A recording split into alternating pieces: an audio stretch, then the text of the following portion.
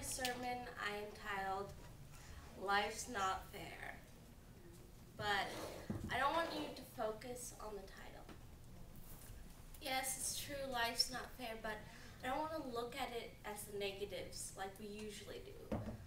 Like we usually think life's not fair when our car breaks down or when we get to school and our class and we're like running late and then we just like realize we forgot our homework assignment that we did last night. We stayed up all night to do it and it's back in our dorm room or back in our apartment or anything like that. But I want you to think about it as a couple of weeks ago, Josh did a sermon. He said he did one on forgiveness. And I took something from his sermon and I want to repeat it. He said forgiveness is not forgetting that there are scars, but it is seeing those scars and moving past them.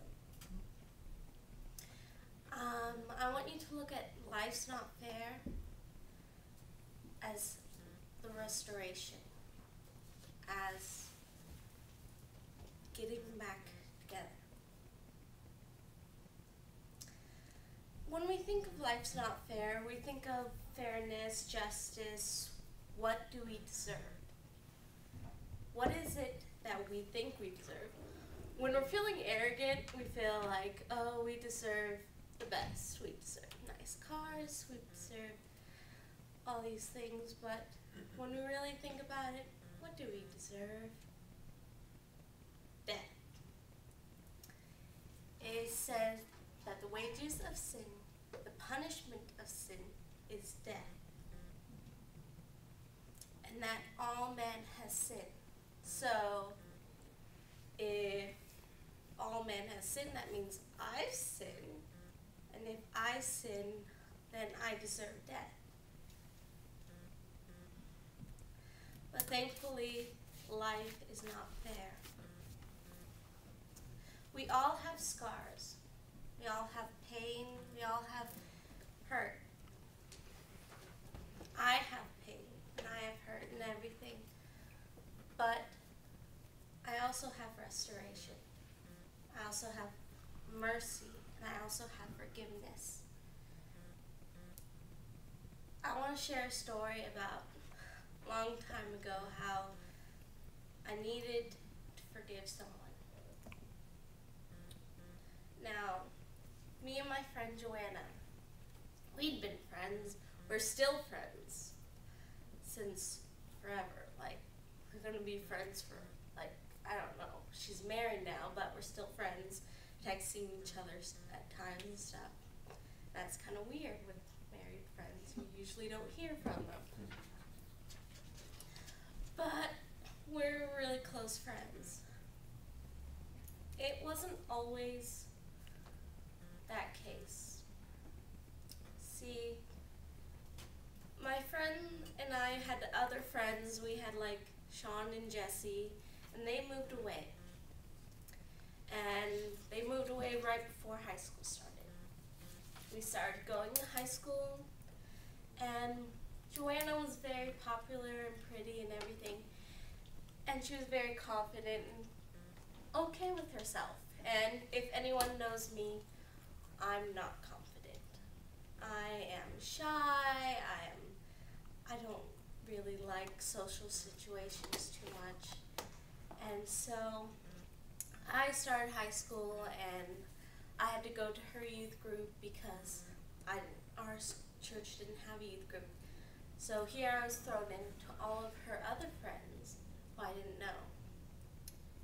So as I started her youth group, she kind of, at first she would invite me and show me all of her other friends and everything, but after a while I didn't kind of connect with her friends, so she didn't kind of connect with me. She started not hanging out with me and stuff, and then I would hang out with her on the weekends and stuff. I'd call her and stuff, and she'd just say, oh, I'm busy, I can't hang out. And then when I did go over, she feel so uncomfortable that I finally got the point. The point was, she didn't want to hang out with me anymore. I wasn't cool, I wasn't popular, I wasn't anything. And this devastated me. I mean, I'd been friends for her forever. She's Joanna. And then I was like, this broke my world apart. I mean, I was a happy-go-lucky girl. I was like cheerful. I'd wake up in the morning and had a smile on my face. And it broke me really badly. I got depressed and stuff, and I got angry. And stuff. I would get upset at my mom for the silliest little things. And people started to notice, and your mom, they definitely noticed. They talked to each other, my mom and Joanna's mom. And my mom didn't do the thing I'd expect her to do. She didn't come and be like, oh, I'm so sorry. Joanna's such a mean girl. Come on, let's go get her. No, she did not do that. My mother did not. No, she said, you have to forgive her. You have to go to God, you have to go forgive her, you gotta do it. And I'm like, why? And she's like, because the Bible says so, because God says so. And I'm like, I'm a good Christian kid, but I didn't really do the whole, I did it, but I didn't really believe in it too much. I didn't really know if God was there or anything. I just did it because everyone else did it, and it was just something we did in our family, everything.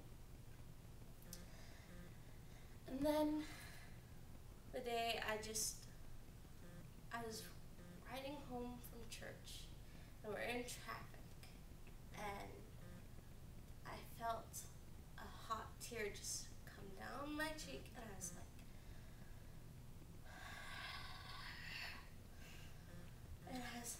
I'm tired. I am tired of being angry. I'm tired of being so hurt all the time. God, I don't know if you're real, but if you are, please take this from me. I am tired, and I'm hurting, and I forgive her. I forgive her, and I love her, and I'm sorry for all hurt I'm causing. And in that moment, God comforted me. He came, and he made me feel like everything was going to be okay. Told me everything was going to be okay, and I felt him, and I knew he was real.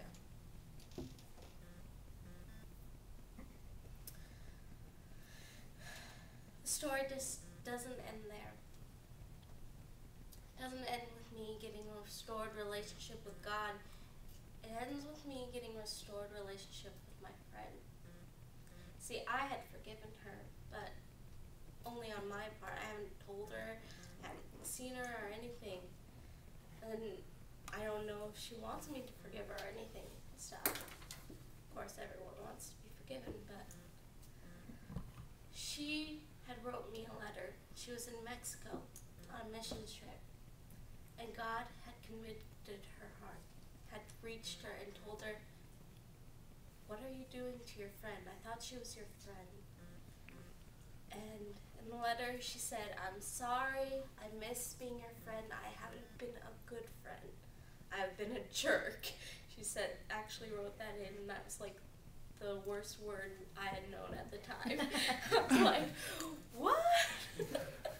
And stuff, and I was just like, wow.